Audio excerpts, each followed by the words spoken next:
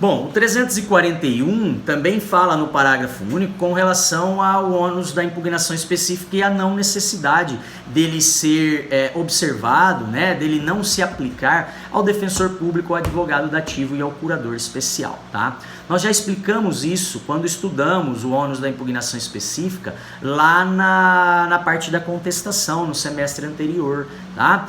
Esses sujeitos, o defensor público, o advogado dativo e o curador, eles têm a possibilidade de apresentar uma contestação genérica, por negativa geral, né? Apenas dizendo que os fatos não são verdadeiros, conforme irá se demonstrar, provar no decorrer do processo, tá? Então, não há necessidade deles impugnarem especificamente, tá? Defensor público pela carga de trabalho enorme, o advogado dativo, o curador especial, por serem nomeados ali naquela oportunidade do ato, né? O curador especial, às vezes, não... o advogado dativo, o curador especial, né, muitas vezes não tem tempo também suficiente para fazer uma contestação completa, pormenorizada. Então o código autoriza essa contestação genérica. E a respeito disso, o Marcos Vinícius, ele comenta num textinho de doutrina que nós colacionamos para vocês que o legislador, ao editar o Código de Processo Civil, ele conhece a dificuldade que o advogado dativo e o curador especial teriam para contrapor-se de forma específica a cada um dos fatos articulados na petição inicial, né? Muitas vezes, quando a gente é nomeado dativo, a gente é nomeado na hora da audiência, né? Porque o advogado não comparece, né? E aí o juiz não quer redesignar a audiência, ele nomeia algum dos advogados que se encontram ali no fórum para fazer a defesa, né, na oportunidade da audiência. E nesse caso é possível ele apenas fazer uma defesa por negativa geral, né? Ele é pego naquele momento da audiência de surpresa. Não seria, o legislador reconhece a dificuldade dele em apresentar uma defesa completa, pormenorizada, contestando todos os fatos articulados na petição inicial. Então, por isso essa autorização legislativa, né? Diz ainda o Marcos Vinícius que no caso do defensor público é o volume de processos e a grande variedade de causas em que ele intervém, né, em que há sua intervenção, é que justificam esse benefício concedido pelo 341 parágrafo único, ok? Então essa questão é só para a gente não deixar passar a previsão do parágrafo único do 341, porque nós já comentamos essa questão anteriormente, ok? Beleza? Ficou claro? Ainda sobre revelia, já finalizando, o último dispositivo que trata da revelia na seção própria do código, né? Dentro do capítulo 8, né? Que trata da revelia, é o 346. E o 346 ele diz que os prazos contra o revel que não tenha patrono nos autos fluirão da data da publicação do ato decisório na imprensa oficial. Eu também já comentei logo nos vídeos que antecedem a esse, né, que contra o réu revel que não tem advogado constituído nos autos, os prazos correrão independentemente da intimação pessoal do réu revel. Tá? Os prazos irão correr a partir da publicação do ato decisório. Tá? Então, como o autor tem advogado, essa decisão, o ato decisório, ele é publicado, né, para a intimação do autor. E o prazo do réu começa a correr dessa publicação. Tá? Ele não tem, uma vez que não compareceu aos autos e ainda não integra os autos, não tem que se expedir um mandado pessoal para que ele seja intimado do ato decisório. O prazo corre em cartório, como a gente costuma dizer. Né? O réu ele vai poder a qualquer tempo ingressar no processo, intervir no processo. E a partir daí ele será intimado de todos os atos processuais subsequentes. Tá? Se ele tem advogado nos autos, porque ele contestou, mas ele contestou de maneira intempestiva, né? Nesse caso, ele será intimado, porque a publicação irá sair para o advogado do autor, bem como para o advogado do réu que já foi constituído nos autos, ok? A respeito disso, tem uma súmula do STF, né, que é a súmula 231, que diz que o revel, no processo civil, ele pode produzir provas, desde que compareça em tempo oportuno. Tá? Então, isso também é mencionado pelo Código de Processo Civil, lá na parte das providências preliminares, tá? a gente encontra também uma disposição a respeito da possibilidade do réu apresentar provas, tá? Diz aqui no 349, ao réu revel será lícita a produção de provas contrapostas às alegações do autor, desde que se faça representar nos autos a tempo de praticar os atos processuais indispensáveis a essa produção. Ou seja, ele tem que comparecer em tempo de especificar provas, requerer prova testemunhal, para que ele possa depois produzir prova testemunhal.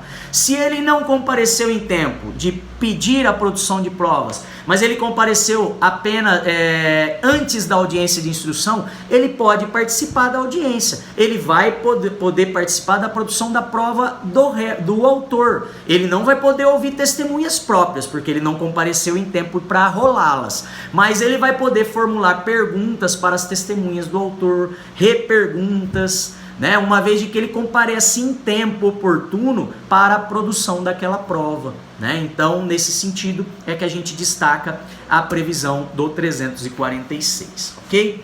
E para finalizar, né, pessoal, uma doutrina e uma jurisprudência. A doutrina comenta a respeito dessa questão o seguinte: se o juiz... vamos começar lá do início, né? Ao revel que tenha comparecido aos autos, não é dado exigir do juiz que afaste a presunção da revelia e permite-lhe produzir provas.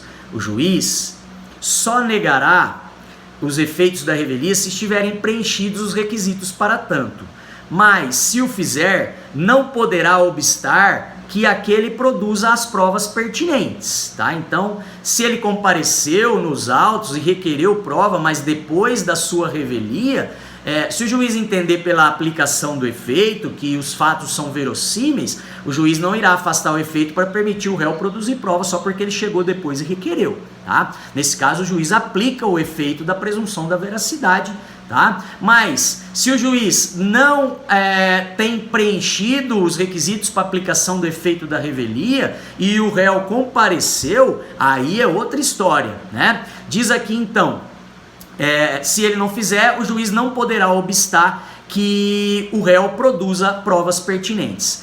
Diz ainda o Marcos Vinícius: se o juiz determinar a abertura da instrução e o autor requerer provas, ao revel será dado participar de sua produção.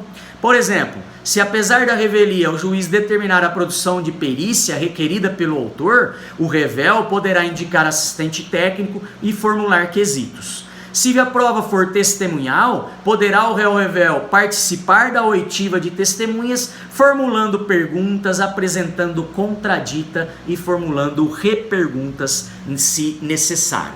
Mas ele tem que comparecer até a prática desse ato processual, para que ele possa então praticar os atos que lhe caberiam. Ok?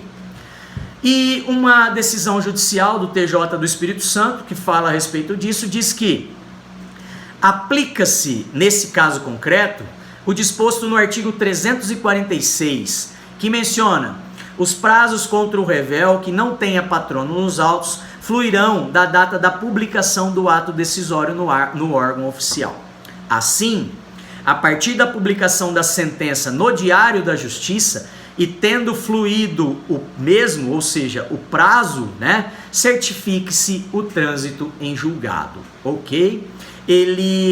Desde que ele compareça para a prática, em tempo para a prática do ato, ele pode praticar, tá? Mas não é feita a sua intimação pessoal. O prazo para a prática dos atos, como nesse caso era uma sentença, o prazo para ele recorrer da sentença, ele contou da publicação na imprensa oficial dessa sentença prolatada, ok? E o último slide aqui que cumpre nos mencionar, né, com relação aos processos de execução, tá, pessoal? Execução de títulos extrajudiciais. Não falamos de revelia em processos de execução, tá? Os processos de execução, o devedor ele não é citado para apresentar defesa, para apresentar contestação e assim se controverter aos fatos alegados pelo autor na petição inicial, mas ele é citado para pagar, né, para entregar a coisa ou para fazer ou não fazer algo, tá? Dependendo do tipo de execução, de obrigação de pagar, de obrigação de dar coisa ou de obrigação de fazer ou não fazer, tá? Então ele não é citado para apresentar contestação sob pena de revelia, né? Por isso não falamos da aplicação da revelia nos processos de execução, tá? A manifestação que cabe nos processos de execução são os chamados embargos do devedor, que na verdade não tem natureza de contestação, tá? Ele tem natureza de verdadeira ação incidental, ação de conhecimento de natureza incidental, ou seja, surge como mais um incidente para ser decidido em conjunto pelo juiz, junto com a execução proposta pelo autor.